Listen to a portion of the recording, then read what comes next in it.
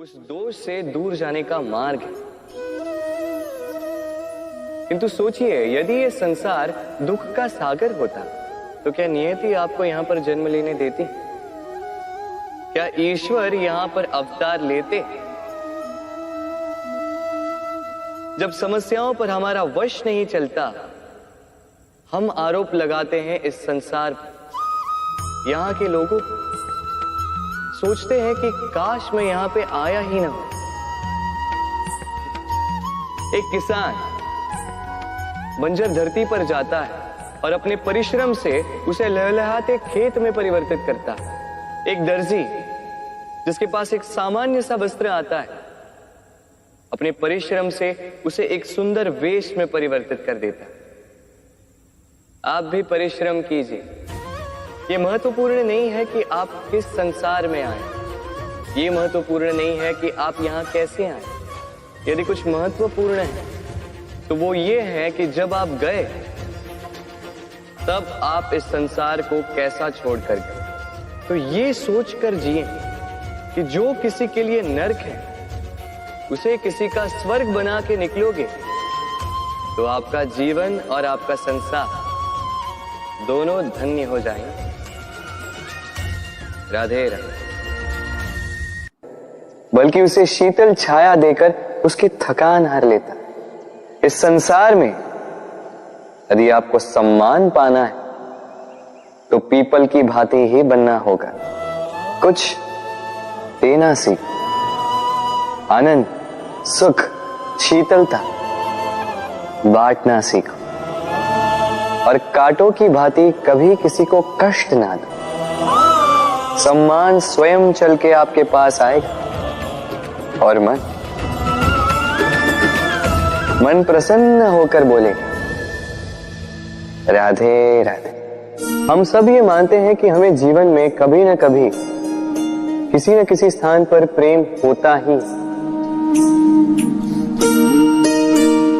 फिर चाहे वो माता पिता को संतान से हो, ज्ञानी को ज्ञान से हो, किसी कलाकार को कला से हो, आदि इत्यादि। किंतु क्या वास्तव में ये प्रेम ही है?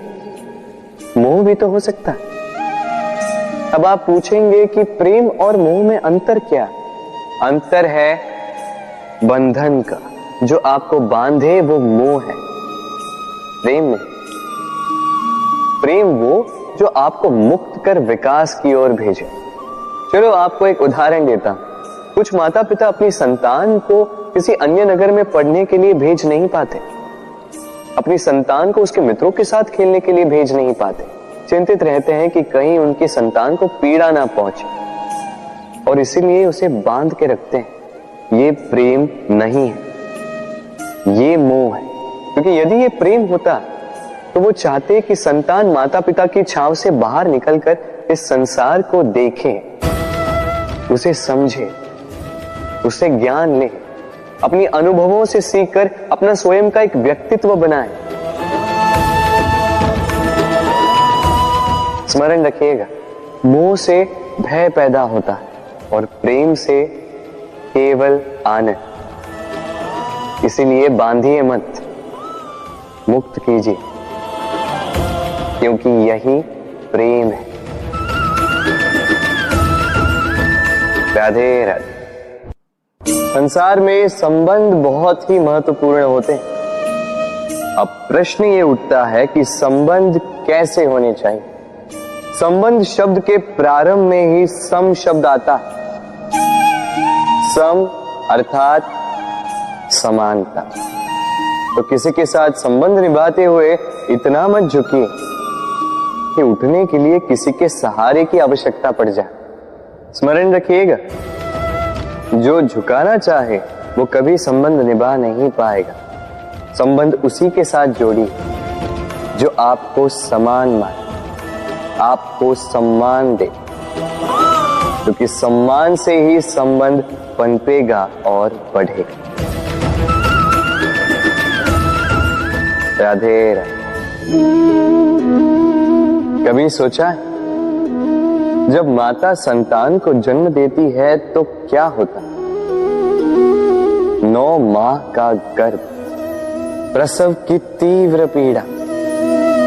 कहते हैं ये पीड़ा इतनी भयंकर होती है कि मानो जैसे संतान के जन्म के साथ माता को भी एक नया जन्म मिल जाता है,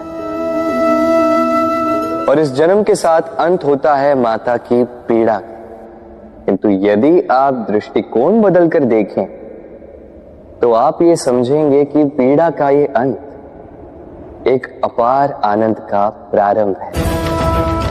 आरंभ संतान का, और संतान माता पिता के लिए सुख का प्रारंभ है। जीवन के साथ भी यही होता है।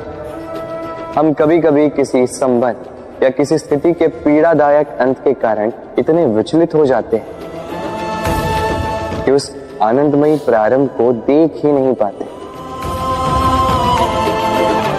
स्मरण रखिएगा, पीड़ा आनंद के प्रारंभ का लक्षण। राधे राधे। व्यक्ति के सर पर जब क्रोध चढ़ जाता है तो उसे सत्य और असत्य के बीच का ज्ञान नहीं होता।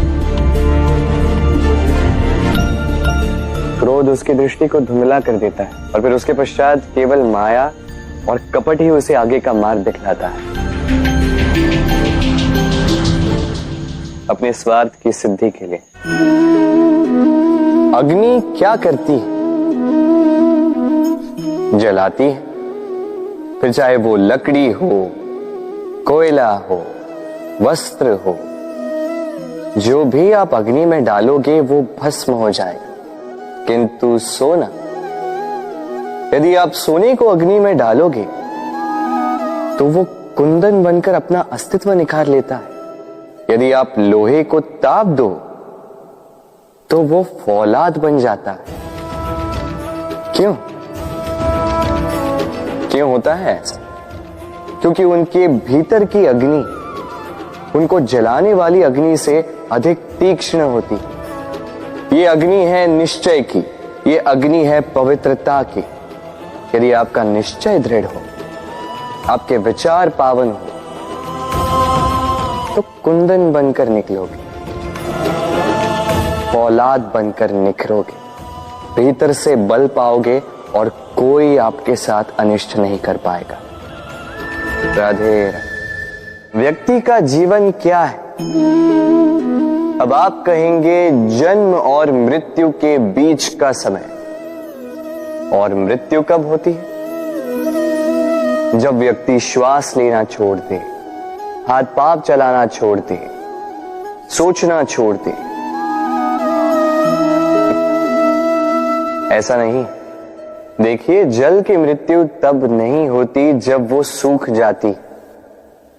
जल की मृत्यु तब होती है जब वो प्यास बुझाना बंद कर देती है। सूर्य की मृत्यु तब नहीं होती जब उस पर ग्रहण लग जाए या जब सूर्यास्त हो जाए।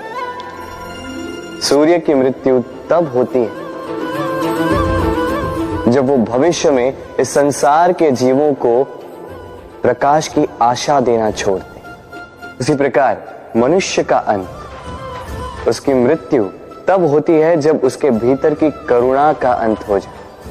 करुणा वो भाव है जो मनुष्य को मनुष्य बनाए रखती है, जो एक मनुष्य को किसी और मनुष्य का कष्ट, उसके आवश्यकता का अनुभव कराती है, जो उसे बल देती है किसी और की सहायता करने के लिए, उसे पात्र बनाती है इस सृष्टि का नियंता बनने के लिए।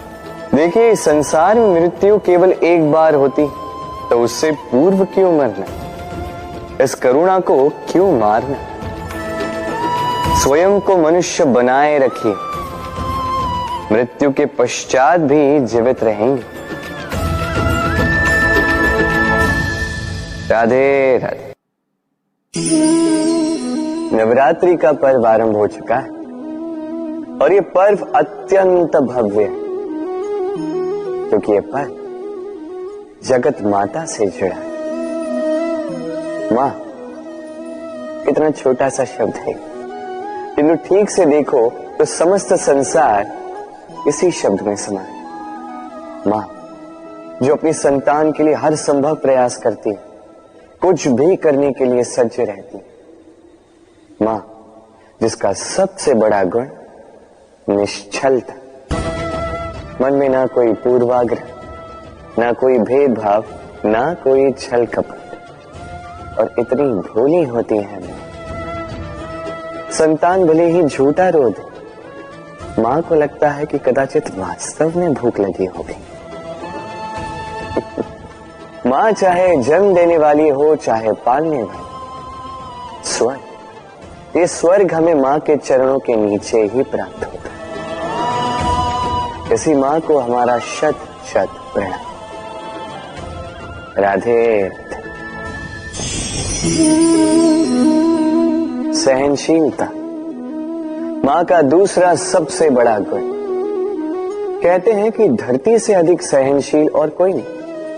उसे खोदने के पश्चात भी धरती हमें फसल देती है, किंतु मां, ये मां धरती से कम सहनशील नहीं।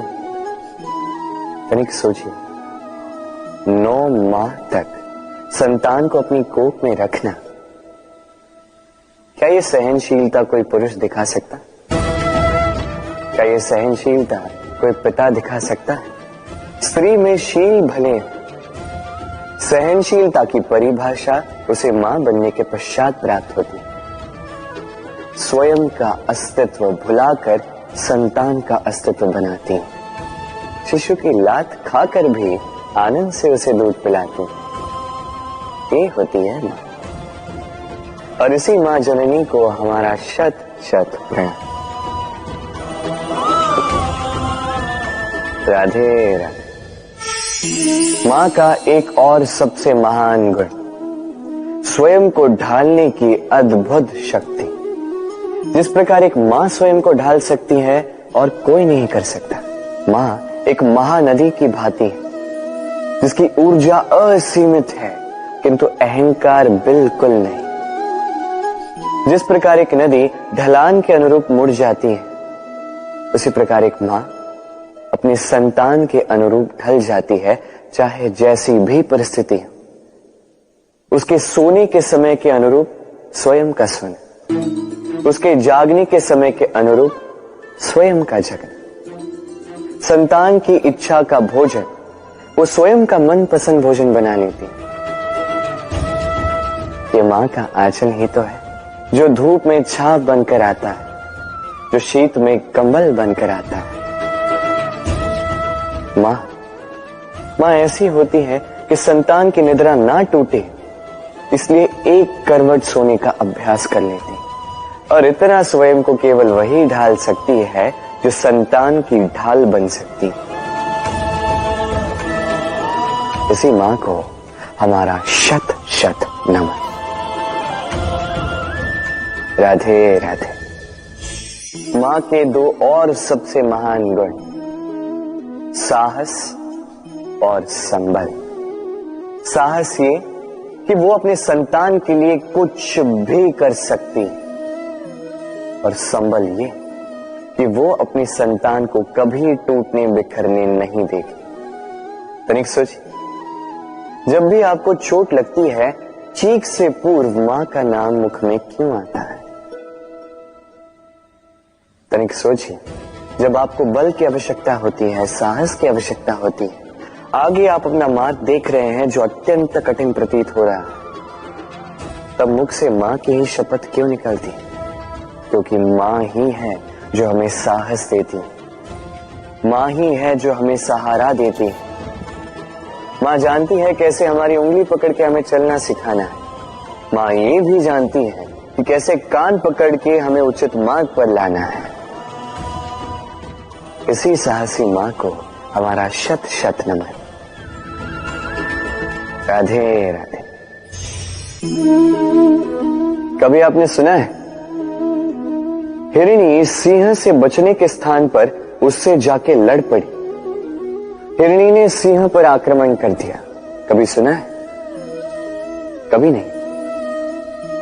किंतु ऐसा हो सकता है, ऐसा होता भी है, और ये होता तब है जब हिरणी के शावक संकट में हो, जब उन्हें सिंह से प्राणों का संकट हो, तब हिरणी भी आके सिंह से लड़ पड़ती है, उससे भिड़ पड़ती है, क्योंकि वो मां है और मां अपनी संतान के लिए कुछ भी कर सकती है। ये ममता है, ये जितनी कोमल हो सकती है उतनी ही कठोर भी हो सकती है, और अपनी संतान के हित के लिए वो क्रोध की पराकाष्ठा पार करते हुए अपनी संतान की सुरक्षा करके ही रहेगी। और इसीलिए तो मां संतान के जीवन की सबसे बड़ी ढाल कहलाती। इसी मां को हमारा शत शत नमन। राधे राधे। करुणा, करुणा वो भाव है जिससे संसार के सारे भाव जन्म लेते हैं, और ये समस्त संसार ये मां से जन्म लेता है। मां वो व्यक्ति है जो करुणा का सागर है। संतान को देखकर ही समझ जाती है कि उसकी विडंबना क्या है, उसकी आवश्यकता क्या है। संतान के नेत्रों में यदि अश्रु दिखे, वो देखकर ही समझ जाती है कि उसके शरीर के कौन से भाग में उसे चोट लगी है। संतान के बिना कहे मां समझ जाती है कि आज भोजन में संतान क्या खाएगी। ये होती है मां। मां करुणा का। सपनों और पूर्वाभासों के आधार पर हम भविष्य के सुख दुख की कल्पना करते हैं। भविष्य के दुख का कारण दूर करने के लिए हम आज योजना बनाते हैं। जब जब संकट आता है तब तब उसका निवारण करने वाली शक्ति भी जन्म लेती है। संकट का जन्म है एक अवसर का जन्म, अपने आप को बदलने का अवसर, अपने विचारों को ऊंचाई पर करने का अवसर, अपनी आत्मा को बलवान और ज्ञान मंडित बनाने का अवसर। जो ये कर पाता है उसे कोई संकट नहीं होता, किंतु जो ये नहीं कर पाता वो तो स्वयं एक संकट है विश्व के लिए। विचार कीजिए। मैंने कई लोगों को ये कहते हुए सुना है कि मनुष्य जो है भूलों का पिटारा है, मनुष्य जो है गलतियों का पुतला है। और ये सत्य है। भूल भला किससे नहीं होती है, हर एक से होती है, और एक नहीं अनेक भूलें होती हैं। किंतु स्मरण रखिएगा, उन्हीं के वस्त्रों पे कीचड़ लगता है जो कीचड़ साफ करने का प्रयास करते हैं। तो जहां प्रयास वहां भूलें तो होंगी। अब यदि आप कोई नया संकल्प करने जा रहे हैं, कोई बड़ा कार्य करने जा रहे हैं, और आपसे कोई भूल हो जाए तो कोई बात नहीं, पश्चाताप ना करें। अपनी भूल को पहचानें, उसे समझें, उसे सुधारने का प्रयास करें, और सबसे महत्वपूर्ण बात, अपनी भूलों से सीखें। उन्हीं के हाथों से लहू बहता है जो कांटों में छिपे उस पुष्प को निकालने का प्रयास करते हैं। स्मरण रखिए, जिसने जीवन में कभी कोई भूल नहीं की, उसने जीवन में कभी कुछ नया करने का प्रयास ही नहीं किया है। ये भूल आपका सबसे बड़ा शिक्षक है, तो इससे दुखी ना होइए, पश्चाताप ना करें, इस भूल का आदर करना सीखें। फिर देखिए, आप स्वयं को जीवन में और ऊंचा पाएंगे। राधे राधे। ये वृक्ष देख रहे हैं आप, कितना हरा भरा, कितना सुंदर। इसकी शीतल छाया में सुख मिल जाता है। इसकी डालियों पर बैठे पंछी, इनकी वाणी सुनो तो थकान ही निकल जाती। किंतु क्या ये वृक्ष आरंभ से ऐसा ही था? क्या ये सदा ऐसा रहा? नहीं। प्रति वर्ष पतझड़ के निर्मम प्रहार इस पर पड़ते हैं, इसके पत्तों को सुखाते हैं, गिराते हैं, किंतु फिर भी ये वृक्ष अटल खड़ा रहता है। और फिर जब वसंत ऋतु आती है, इन्हें नया जीवन दे जाती है। इन पर पुनः नन्ही नन्ही सी कलियां खिलती हैं। इसने पतझड़ का सामना किया, इसलिए आज ये हरा भरा है। इसने पुराने पत्तों का शोक मनाने के स्थान पर परिवर्तन स्वीकार किया, इसलिए आज हमें ये सुख बांट सकता है। स्मरण रखिएगा, अत्यंत महत्वपूर्ण बात,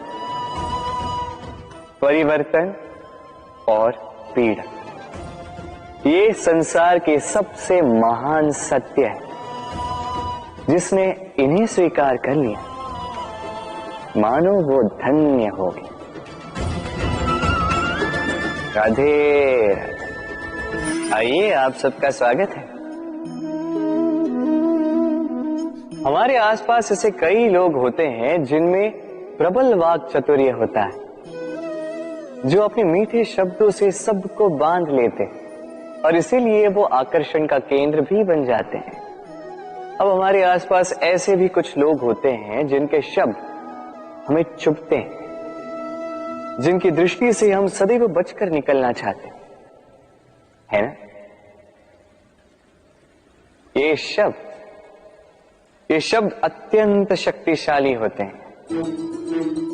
यदि ये शब्द नव प्राण फूंक सकते हैं, तो ये शब्द प्राण ले भी सकते हैं। जैसे एक शब्द मंत्र बनकर जीवन तार देता है, वही कोई दूसरा अपशब्द हमें दुख दे देता है, हमारे मन में क्रोध को जगाता है। क्यों? ये हमारे वचन अमूल्य है, ये हमारे शब्द ये ब्रह्म है। तो सोच समझकर मन की तुला में अच्छे से तोल कर इन शब्दों को मुख से निकालिएगा, क्योंकि इन्हीं शब्दों से आरंभ है और इन्हीं शब्दों पे अंत। राधे राधे। सोचिए मैं क्या कर रहा हूं। मैं स्नान करने का प्रयास कर रहा हूं। इस सरोवर में मैं अपना प्रतिबिंब देख पा रहा हूं। अब यदि मैं अपने मन में ये विचार लाऊं कि मेरे प्रतिबिंब का स्नान करना, इसका अर्थ है मेरे शरीर का स्नान करना, तो क्या ये उचित होगा? क्या ऐसा होता है? नहीं, कदापि नहीं, क्योंकि आपका शरीर आपके वश में। जब तक आप अपना शरीर नहीं भिगाओगे, तब तक आपका प्रतिबिंब नहीं भीगेगा। अब आप सोच रहे होंगे कि मैं ऐसी व्यर्थ की बातें कर ही क्यों रहा, क्योंकि इन बातों का नाता है हमारे जीवन में, हमारे अनुभव से। हमारे जीवन में ये अनुभव अत्यंत महत्वपूर्ण होते हैं। कुछ लोग ऐसे होते हैं जो संकटों का सामना नहीं करना चाहते, कठिन परिस्थितियों का सामना नहीं करना चाहते, उनसे दूर भागते हैं और साथ ही ये आशा भी करते हैं कि बड़े से बड़े संकट का सामना करने का उनमें अनुभव स्वयं ही आ जाए, वो साहस अपने आप आ जाए। किंतु ऐसा नहीं है, इसलिए संकटों का सामना करें, ना कि उनसे दूर भागे, क्योंकि यह अनुभव बैठे बिठाए तो नहीं आता। इसके लिए आपको उस मार्ग पे चलना होगा जहां संकट है, चुनौतियां हैं, कठिन परिस्थिति है, और इस मार्ग पर निडरता से चलना होगा, इनका सामना करना होगा। फिर देखिए, इस मार्ग में आपकी शक्ति, आपका साहस आपकी प्रतीक्षा कर रहे हैं। राधे राधे। ये मोती देख रहे हैं, शुभ्र, श्वेत, ओजस्वी, और इसे ऐसा ही बनाए रखने के लिए हम क्या कुछ नहीं करते। इसे ऐसे किसी मखमल के वस्त्र में लपेट देते हैं, किसी पिटारे में अच्छे से बंद करके रखते हैं। क्यों? ताकि इस पर खरोच ना आए, ताकि ये मोती टूटे ना, क्योंकि ये अनमोल है। उसी प्रकार है ये दूध फटे ना, इसलिए हम इसे गर्म करके रखते हैं। ग्रीष्म ऋतु में हम इसे शीतल जल में रखते हैं, क्योंकि ये अनमोल है। ये दोनों अनमोल है और इसलिए हम इसे सहेज कर रखते हैं। दूध हमारे तन को और पुष्ट करता है, उसी तन की सुंदरता बढ़ाते हैं ये मोती। अब मोती और दूध की ही भांति होते हैं हमारे अपनों के मन, इन्हें भी हमें सहेज कर रखना चाहिए, इनकी रक्षा भी हमें करनी चाहिए। मीठे वचन, स्नेह, आदर पूर्ण व्यवहार से इन्हें सहेज कर रखें, क्योंकि जैसे एक बार यदि दूध फट जाए तो पुनः उसे ठीक नहीं किया जा सकता। एक बार यदि मोती टूट जाए तो कुछ भी कर लो उसे पुनः नहीं जोड़ा जा सकता। उसी प्रकार एक बार मन में भेद हो जाए तो उसे पुनः पूर्व स्थिति में ले जाना अत्यंत कठिन होता है। मन के मतों में भेद हो सकता है किंतु मन में भेद नहीं होना चाहिए। इसलिए अपनों के मन सहेज कर रखें क्योंकि ये अत्यंत अनमोल होते हैं। राधे राधे। कितनी बार ऐसा होता है, आप कोई कार्य करने के लिए इसे किसी को सौंप देते हैं, अब वो व्यक्ति उस कार्य को पूर्ण नहीं कर पाता, अधूरा छोड़ देता है या ठीक से नहीं कर पाता। अब इस परिस्थिति में होता क्या है, आप क्रोधित हो जाते हैं, उस व्यक्ति से रुष्ट हो जाते हैं, उसे डांट लगाते हैं। उसके पश्चात उस कार्य को संपन्न करने के लिए आप स्वयं जुट जाते हैं और अंततः वो कार्य पूर्ण हो ही जाता है। अब इसमें समस्या उस व्यक्ति के प्रयास की नहीं थी, समस्या आपने जो उस व्यक्ति के प्रति आस रखी उसकी थी। हम दूसरों के प्रति अपनी आस को प्रथम सीढ़ी बना लेते हैं और स्वयं पर विश्वास को अंतिम सहारा।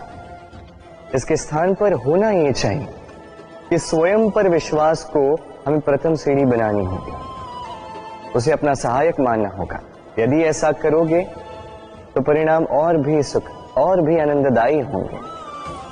स्मरण रखिएगा, इस संसार में आपका सबसे बड़ा सहाय और कोई नहीं। इस संसार में आपका सबसे बड़ा तारणहार और कोई नहीं, स्वयं आप हैं। राधे राधे। मुझे अच्छे से स्मरण है, एक बार एक गैया वन से निकलकर हमारे घर चली आई। हमने बड़े प्रयास किए उसे पुनः भेजने के, किंतु वो नहीं लौटी। मैंने मैया को देखा, मैया ने कहा, अच्छी ही तो बात है, ईश्वर का आशीर्वाद है जो गौ माता स्वयं चल के हमारे पास आई है। अब तो कान्हा और बलराम को और दूध पीने के लिए मिल जाएगा। कुछ माह तक वो गैया हमारे साथ रही, उसके पश्चात स्वयं ही एक दिन लौट गए। नंद बाबा निराश हो गए। मैंने मैया को देखा, मैया ने कहा, अच्छा ही तो है, अब गोबर उठाने का श्रम नहीं करना होगा। उस दिन मैंने जो सीखा आज आप भी सीख लीजिए कि समस्या परिस्थिति में नहीं मनस्थिति में होती है। सकारात्मक दृष्टिकोण से हर समस्या को देखिए तो सही, हर समस्या में आपको उसका हल स्वयं मिल जाएगा और कुछ रहेगा तो केवल और केवल आनंद। आइए इसी आनंद के साथ कहें राधे राधे। चलिए आपसे एक प्रश्न करता हूं, सबसे स्वादिष्ट फल कौन सा है? अब कोई कहेगा आम, तो कोई कहेगा सीताफल, कोई कहेगा अमरूद, और क्यों नहीं, अब प्रत्येक व्यक्ति की अपनी अपनी रुचि है, अपना अपना स्वाद है। कोई ये भी कह सकता है कि भाग्य से जो भी फल मिले वही सबसे अच्छा। अब रुचि चाहे जो भी हो, जैसी भी हो, सबसे मीठा फल वही जो परिश्रम के पश्चात प्राप्त हो। अब देखिए, तिनका तिनका जोड़कर पाई पाई जमाकर अपनी स्वयं की एक कुटिया बनाना, उसमें रहना, वाह, इसका आनंद ही कुछ और है। और इसके समक्ष बड़े बड़े महलों का सुख फीका पड़ जाता है। ऐसा क्यों होता है? इसका उत्तर बड़ा ही सीधा साधा है। जब आप परिश्रम करते हैं, मानसिक परिश्रम करते हैं, शारीरिक परिश्रम करते हैं, अपना सारा समय उसमें निवेश करते हैं, निरंतर प्रयास करते हैं, उसके पश्चात आपको यह फल मिलता है, तो इस फल का मूल्य तो आप जानते ही हैं। स्मरण रखिएगा, परिश्रम अमूल्य है, इसलिए इससे मिला फल भी अतुल्य है। तो परिश्रम करते जाइए, निरंतर प्रयास करते जाइए, इस फल को प्राप्त करते जाइए, अपने इस जीवन में इस सफलता को प्राप्त करते जाइए। और मेरे साथ प्रेम से कहिए, राधे राधे। लोग कहते हैं संगठन में बहुत शक्ति होती है और सत्य कहते हैं। अब देखिए, एक उंगली और एक मुट्ठी के बल में कितना अंतर है हम सभी जानते हैं, किंतु एक उंगली आपको उचित मार्ग दिखा सकती है, मुट्ठी मार्ग अवरुद्ध कर सकती है। इसलिए यह जानना अत्यंत महत्वपूर्ण है कि संगठन और भीड़ में क्या अंतर है, इसे पहले पहचान। संगठन वो जहां आपका अपना व्यक्तित्व, अपनी पहचान, केवल शक्ति पाने के लिए भीड़ का भाग बन जाना ठीक नहीं, क्योंकि ये भीड़ भले ही आपको शक्ति दे किंतु आपसे आपकी पहचान छीन लेती है। इसलिए संगठन में रहिए किंतु अपने व्यक्तित्व को, अपनी पहचान को, इसे कभी मत खोइएगा। राधे राधे। कैसे हैं आप? पूछने का कारण ये कि आज के समय में आसपास किसी भी देख लो, दुखी, व्याकुल, सोचता है कि संसार में सबसे अधिक दुख उसी के जीवन में, सबसे अधिक समस्याएं उसी के जीवन में। संसार में ऐसा कोई व्यक्ति नहीं जिसके जीवन में समस्या नहीं, और संसार में ऐसी कोई समस्या नहीं जिसका हल मनुष्य के पास नहीं, किंतु उस हल को खोजने के लिए अपनी भुजाओं को खोलकर जीवन में आगे बढ़ना होता है, साहस से आगे बढ़ना होता है। किंतु कुछ लोग क्या करते हैं, अपने माथे पर हाथ रख के किसी कोने में बैठकर निराश होकर अपने भाग्य को कोसते हैं। नहीं, ये कभी मत कीजिए। कर्म कीजिए, आगे बढ़िए, साहस दिखाइए, और सबसे महत्वपूर्ण बात, संयम रखिए, क्योंकि आपका लक्ष्य कितना भी कठिन क्यों ना हो, उस तक पहुंचने का मार्ग आपके पांव के नीचे से होकर ही जाए। राधे राधे। आप ऐसे कई लोगों को जानते हो जो ब्रह्म मुहूर्त में उठते हैं, स्नान करते हैं, प्रार्थना करने बैठ जाते हैं, श्लोक पाठ करते हैं और दूसरों को भी ज्ञान देते हैं कि वो भी ये सब करें, मंत्रोच्चार करें। मंत्रोच्चार, निस्संदेह इसमें बहुत शक्ति होती है, किंतु ये शक्ति आपको तभी मिलेगी जब आप उस मंत्र में छुपी सीख आत्मसात करेंगे, अपने जीवन में उतारें, उस सीख को आप कर्मों में परिवर्तित करें, प्रेम से इस सद्ज्ञान को अपने जीवन में लाइए, इसका प्रयोग कीजिए, तब मिलेगी आप इस मंत्र की शक्ति। अन्यथा ये मंत्र पढ़ के कोई लाभ नहीं होगा। स्मरण रखिएगा, मंत्र की शक्ति उसे बोलने में नहीं, उसे अमल करने में। राधे राधे। कितनी शांत, सौम्य, शीतल होती है एक बहती नदी, आसपास की भूमि को नम करती है, पशुओं को जल देती है, पक्षियों के लिए क्रीड़ा स्थल बन जाती है और हमें देती है शांति। किंतु बाढ़ में जब यही बहती नदी प्रकोप पर उतर आती है, जब अपना रौद्र रूप धारण कर लेती है, कुछ नहीं छोड़ती। वन, घर, शहर, पर्वत तक तोड़ डालती है ये शांत बहती नदी। अब इसी प्रकार होते हैं हमारे भाव। जब तक शांत है, जब तक नियंत्रण में, तब तक सदा आपको सुख देंगे, किंतु यदि ये अनियंत्रित होकर बाहर निकले, सर्वस्व का अंत कर देते हैं। इसलिए भावनाओं के नियंत्रण में नहीं, भावनाओं को नियंत्रण में करना सीखें। आप जीवन में बहुत सफलता पाएंगे। राधे राधे। ये मुद्रा, अब सोचिए ये हमारा जीवन है। अब इसमें सुख और दुख, इस मुद्रा के, इस जीवन के दो पहलू। किंतु हम जब भी ईश्वर से प्रार्थना करते हैं सदैव सुख ही मांगते हैं, और ये सुख आता भी, और सुख आते ही व्यक्ति सर्वप्रथम उनको भूल जाता है जो दुख में उसके साथी। अब ऐसे में वो उनकी सहायता तो नहीं करता, वो करता है उपकार।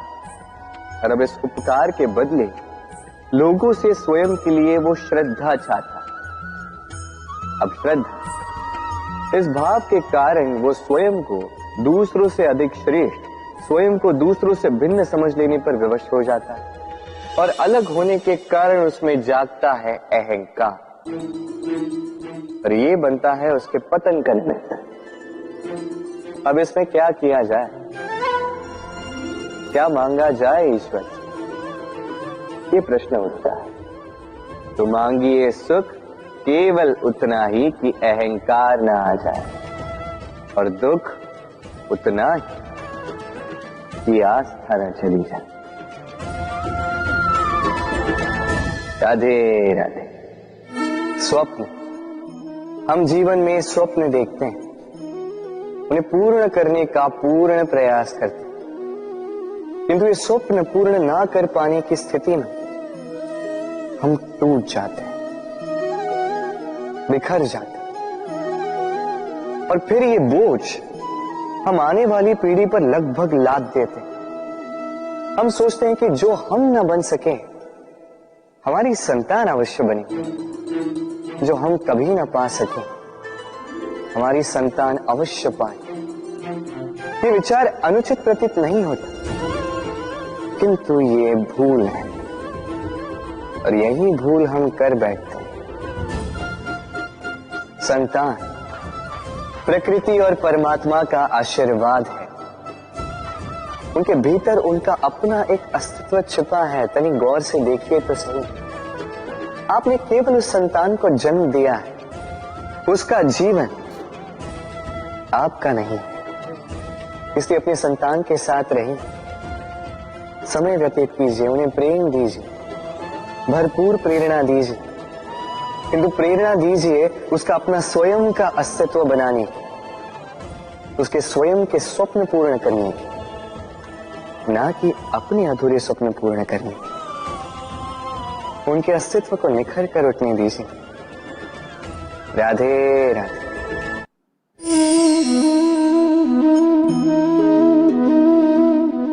दूध और माखन, यदि मैं आपसे पूछूं कि इन दोनों में संबंध क्या है, आप कहेंगे सरल सी बात है, दूध से ही तो माखन बनता है।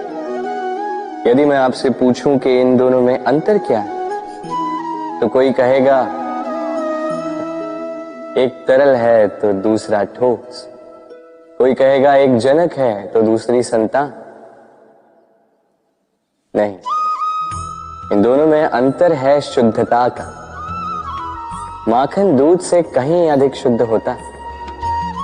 इस बात को कुछ इस प्रकार समझा जा सकता है, यदि कोई कीट आकर उस पात्र में गिरे जिसमें दूध गिरा है, तो आप क्या करते हैं? आप दूध को फेंक देते हैं। किंतु यदि कोई कीट आकर उस पात्र में गिरे जिसमें माखन रखा गया है, तो आप क्या करते हैं? आप उस कीट को निकाल कर फेंक देते हैं। ये कीट मैला है, ये कीट दूषित है, और यदि हमारा मन निर्मल ना हो तो ये कीट हमारे मन को भी दूषित कर देगा, उसे मैला कर देगा। किंतु यदि हमारा मन माखन की भांति शुद्ध हुआ, तो कुविचार को स्वयं से जाना होगा।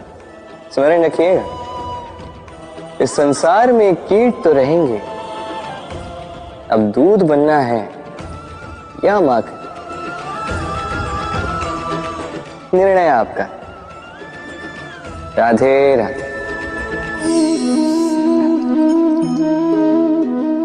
आपने जीवन में कभी न कभी किसी पौधे को जल तो दिया ही होगा।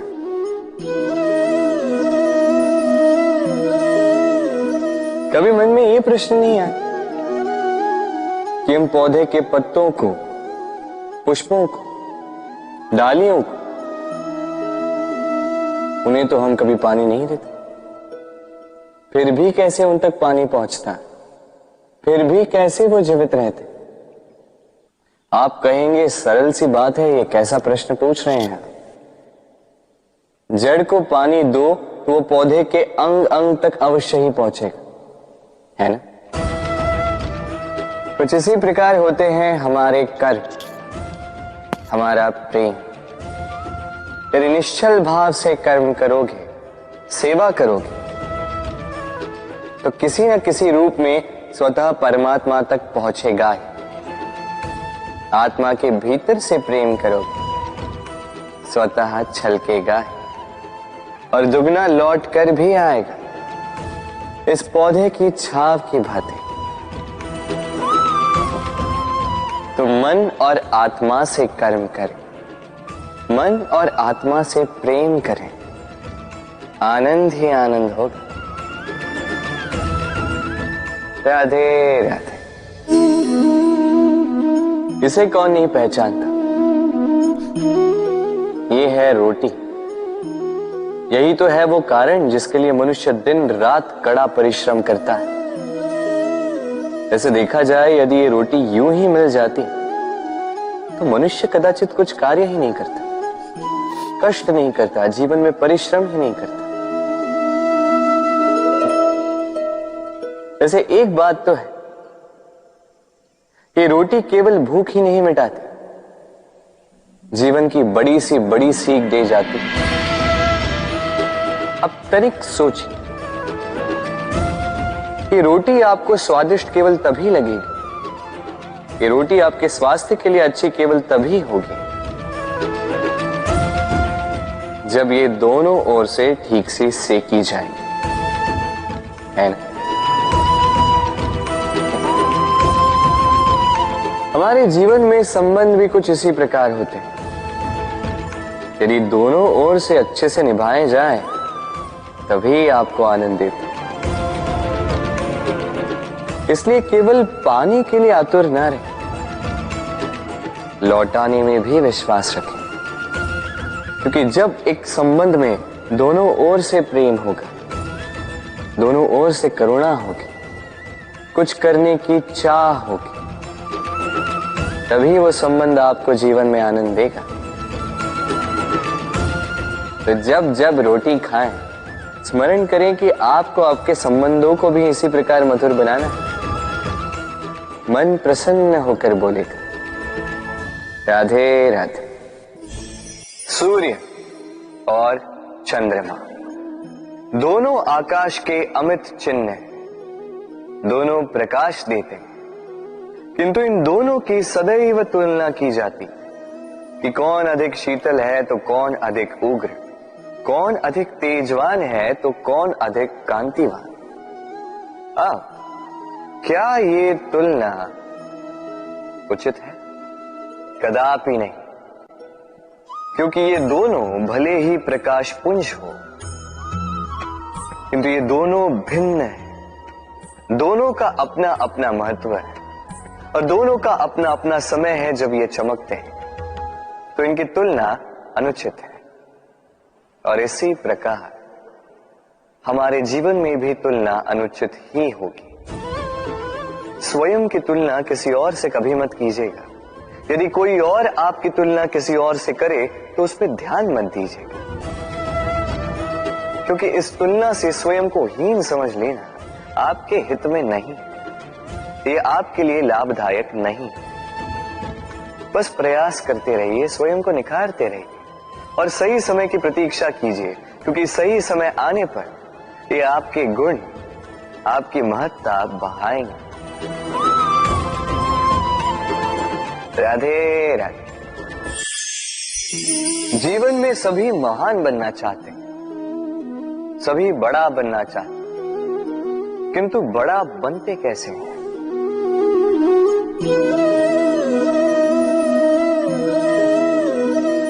ये मेरे हाथ में क्या है?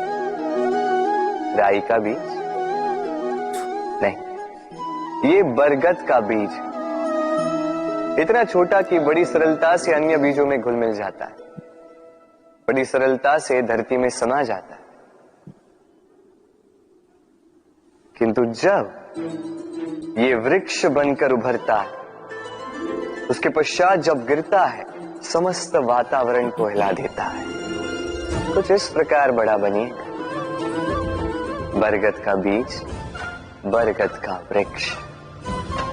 और यदि जीवन में आप इसी प्रकार बड़ा बनना चाहते हैं, सर्वप्रथम अपने अहम को, अपने अभिमान को छोटा कर दीजिए, इतना छोटा कि आप सबके साथ बैठ सकें, किंतु भीतर इतना बड़ा बन जाइए कि जब आप उठें कोई और बैठा ना रहे। राधे राधे।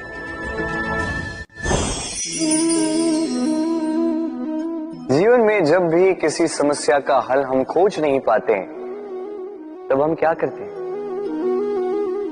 हम जाते हैं ईश्वर के पास, सहायता की प्रार्थना करते हैं, मार्ग पूछते हैं, है ना? किंतु क्या कभी आपने ये सोचा है कि किसी पत्थर को ईश्वर की मूर्ति बनने के लिए भी कितना परिश्रम करना पड़ता है? कितनी बार हथौड़ों की मार सहनी पड़ती है, छेनी के घाव सहने पड़ते हैं, तब जाकर हमारे समक्ष वो भगवान के रूप में प्रकट होता है। तो जीवन में ऐसी छोटी छोटी बातें ईश्वर से मांगने में अपना समय नष्ट ना करें। प्रयास कीजिए, पुरुषार्थ कीजिए, संघर्ष कीजिए, सब मिलेगा। बस एक महत्वपूर्ण बात स्मरण रखिएगा, बिना परिश्रम के कोई भी महान नहीं बनता, भगवान की मूर्ति भी नहीं। राधे राधे।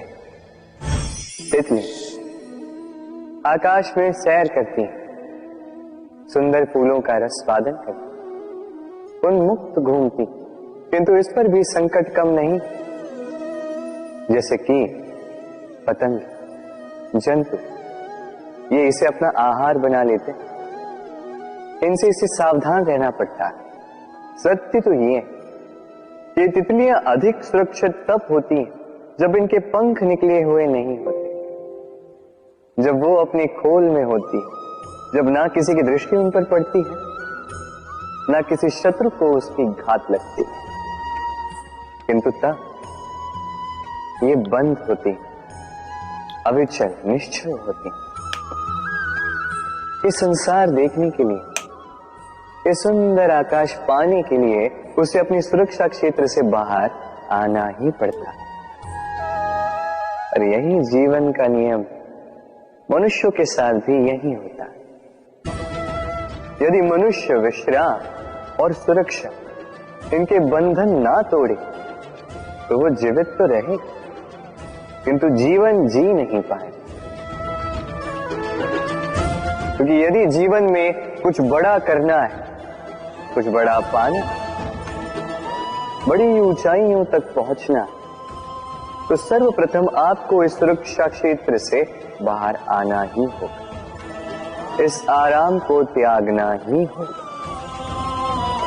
तब आपको सफलता मिलेगी और तब आप इन तितलियों की भांति इस आकाश में सैर कर सकते हैं। राधे बनाना चाहते हैं तो स्मरण रखिए, आपको इस सागर की भांति बनना होगा। शांत चित्त रहिए, सब कुछ संतुलन में रखिए। यदि जीवन में कुछ अधिक ही सुख आ जाए तो अपनी सुध बुध मत खोइए। यदि जीवन में दुख आ जाए, कष्ट आ जाए, तो अपना निश्चय, अपना लक्ष्य और अपनी शक्ति मत भूलिएगा, क्योंकि यही श्रेष्ठता व्यक्ति का आचरण है। राधे राधे।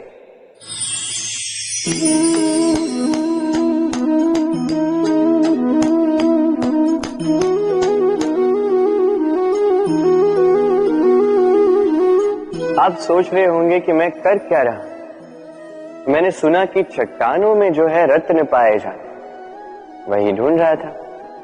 तो देखिए कैसी विचित्र बात है, हर चट्टान में रत्न नहीं पाए जाते, हर गज के मस्तक पर गजमुक्ता नहीं पाया जाता, हर वन में चंदन का वृक्ष नहीं पाया जाता। जीवन में ये जो श्रेष्ठ और महान वस्तुएं, इन्हें पाने के लिए कठिनाइयों का सामना करना ही पड़ता है। अब ऐसे ही श्रेष्ठ होते हैं मित्र, अत्यंत श्रेष्ठ यदि सही मित्र मिले तो। आपको जीवन में कई सारे लोग मिलेंगे, बड़ी मीठी मीठी बातें करेंगे, किंतु यदि कोई ऐसा जीवन में आए जो आपके हित के विषय में सोचे, आपके हित के विषय में कार्य करे, तो उसे कहीं मत जाने दीजिए, उन्हें अपने जीवन में सहेज कर, फिर देखिए आपके जीवन में सुख ही सुख हो। राधे राधे। देखो तो ये संसार कितना सुंदर है, किंतु वास्तविक सत्य ये है कि इस संसार में सब कुछ नश्वर है। जो कल था वो आज नहीं है, जो आज है वो कल नहीं था, और जो आज है वो कल भी नहीं होगा। प्रत्येक व्यक्ति अपने अपने समय पर काल को प्राप्त हो जाता है। इस रूप का नाश करता है बुढ़ापा, प्राणों का नाश करती है मृत्यु, आलस्य, ईर्ष्या धर्म का नाश करते हैं, और क्रोध संबंध का नाश करता है। किंतु एक ऐसा भाव है जो अकेला ही सारे गुणों का नाश करने में सक्षम है, और वो है अभिमान। इसलिए ज्ञान को स्वयं के पास आने दीजिए, किंतु अभिमान को कदापि नहीं, क्योंकि यदि ये अभिमान आपके पास आ गया तो जीवन में जो कुछ भी आपने अर्जित किया है, चाहे वो गुण हो, चाहे वो धन हो, चाहे वो मित्र हो, चाहे वो आनंद, सबका नाश हो जाएगा। राधे राधे। इस पुष्प को देख रहे हैं, कितना सुंदर खिला हुआ है ये पुष्प, और इसका कारण क्या है आप जानते हैं? ये पुष्प नहीं जानता कि कल इसके साथ क्या होने वाला, और ना ही ये पुष्प जानना चाहता है। ये नहीं जानता कि कल ये किसी सुंदरी की केश सज्जा में लगेगा या किसी अर्थी पर शोक का प्रतीक बनेगा।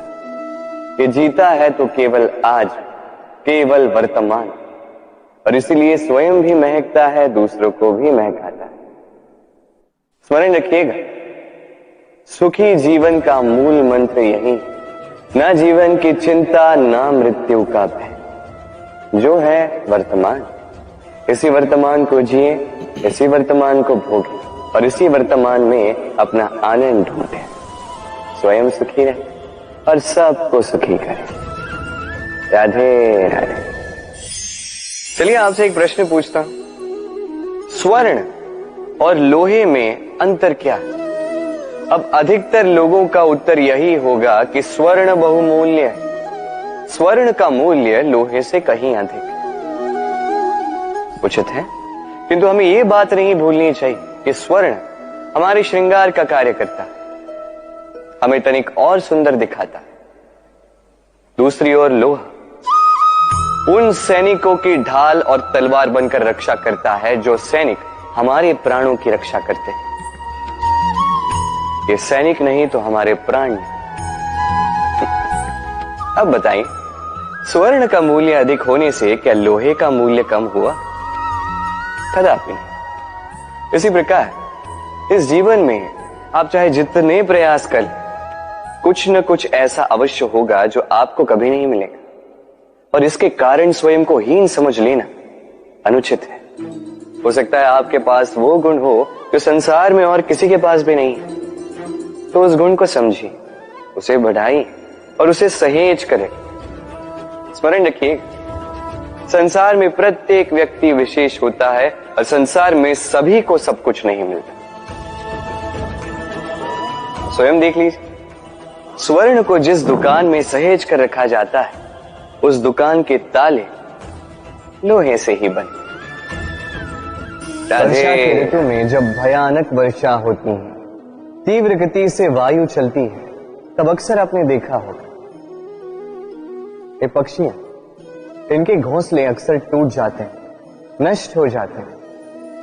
किंतु क्या कभी आपने इन पक्षियों को विलाप करते हुए देखा है? कभी नहीं।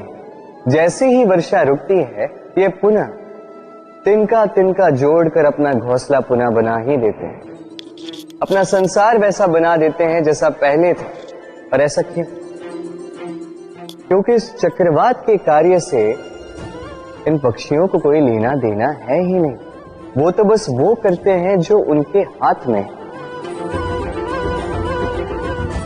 और यही है सुखी जीवन का मूल मंत्र।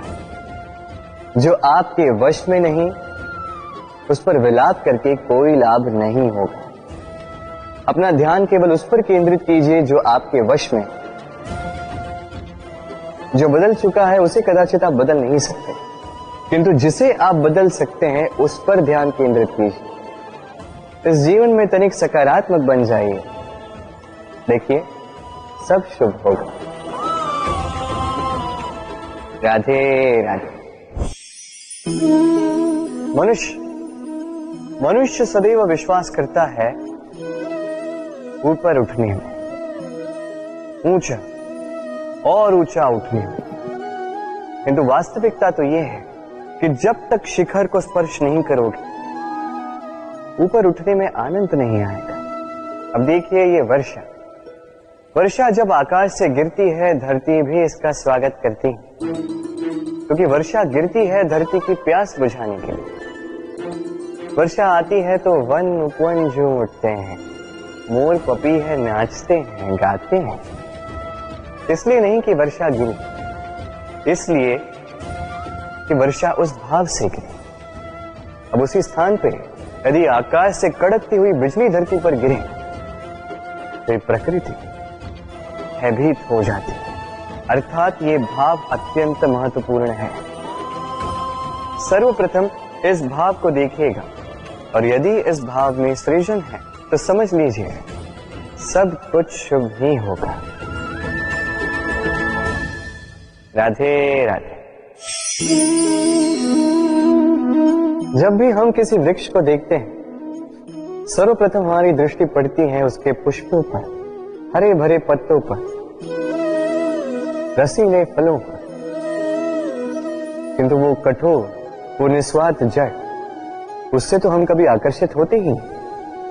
अब क्या इसका अर्थ ये है कि जिसने बलिदान दिया, जो उस वृक्ष की नींव है, जिसने उस वृक्ष को बढ़ाया, उसका कोई मोल ही नहीं।